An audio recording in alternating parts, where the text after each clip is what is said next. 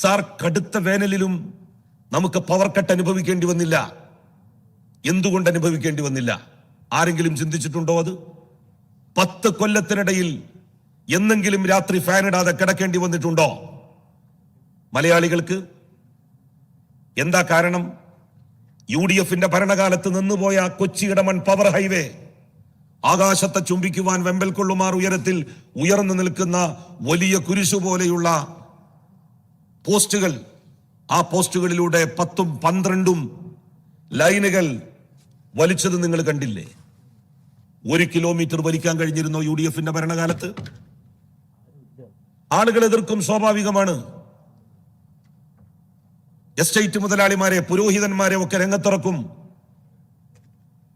മസ്ജിദ് കമ്മിറ്റിക്കാരെ, ക്ഷേത്ര കമ്മിറ്റിക്കാരെ രംഗത്തിറക്കും. അതൊക്കെ എല്ലാ കാലത്തും പുരോഗമന പ്രവർത്തനങ്ങൾ നടത്തുമ്പോൾ ഉണ്ടായിട്ടുണ്ട്. അത് കേട്ട് ഭയന്നു പോവലാണോ ഒരു സർക്കാരിന്റെ ഉത്തരവാദിത്തം? UDF നടക്കില്ല എന്ന് കരുതി മടക്കി വെച്ചതാണത്. ആ പദ്ധതിയാണ് പൊടി തട്ടിയെടുത്ത് മുഴുവൻ ആളുകളെയും വിളിച്ചുകൂട്ടി മുഖ്യമന്ത്രി പറഞ്ഞു, കേരളം ഇരുട്ടിലേക്ക് പോകാൻ വേണ്ടി പോവുകയാണ്. ഈ പവർ ഹൈവേ യാഥാർത്ഥ്യമായില്ലെങ്കിൽ നമ്മള് മണ്ണെണ്ണ വിളക്കിന്റെ വെളിച്ചത്തിൽ നമ്മളുടെ മക്കൾ പഠിക്കേണ്ടി വരും. വ്യവസായശാലകൾ മുഴുവൻ അടച്ചുപൂട്ടേണ്ടി വരും. അത് യാഥാർത്ഥ്യമാക്കിയേ പറ്റൂ. സഹകരിക്കണം.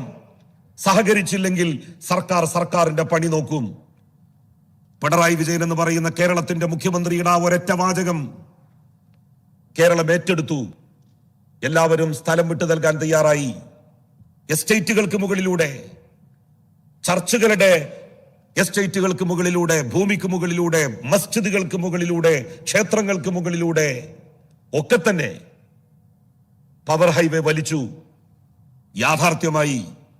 വൈദ്യുതിക്ക് വല്ല ക്ഷാമവും നമ്മളുടെ സംസ്ഥാനത്ത് നേരിട്ടോ സർ? കൊച്ചി-ഇടമൺ പവർ ഹൈവേ കേരളത്തിന്റെ ചരിത്രത്തിലെ വികസനത്തിന്റെ ഏറ്റവും സ്ഥായിയായിട്ടുള്ള ഒരു രൂപമായിരുന്നില്ലേ?